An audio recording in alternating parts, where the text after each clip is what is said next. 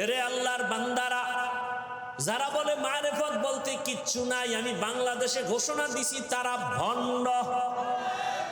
আমি আয়াত দিয়া দলিল দিয়া গেলাম আজকে, আর ব্যাখ্যাও দিয়া গেলাম। আল্লাহ ইবাদতের কথা বইলা মারিফত উদ্দেশ্য নিলেন কেন? প্রশ্নের জবাব হলো ইবাদত ছাড়া মারিফত অর্জন হবে। গাভীর দুধের মধ্যে মাখন আসেনি, মাখন ঘি আসেনি, ছানা আসেনি।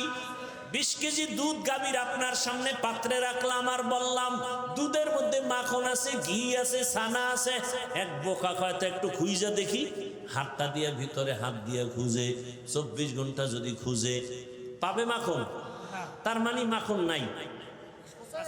আছে আছে ঠিক, কিন্তু দেখা ঠিক শরীয়তের মধ্যে ইবাদতের মধ্যে মারিফত আছে, এটা 100 না 1000 কোটি বার % সত্য। শরীয়তের মধ্যে মারিফত আছে, ইবাদত করলে মারিফত পাওয়া যায়। কয় কই? কয় দেখা যায় না। দুধের মধ্যে মাখন আছে, কয় কই? কয় দেখা যায় না। বের করবা কেমনে?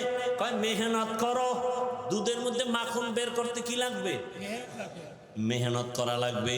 আপনারা যারা জানেন দেখছেন, দুধের মধ্যে মেহনত না করলে ঘি বের করা যায়? সত্য কথা স্বীকার করেন, মাখন বের করা যায়।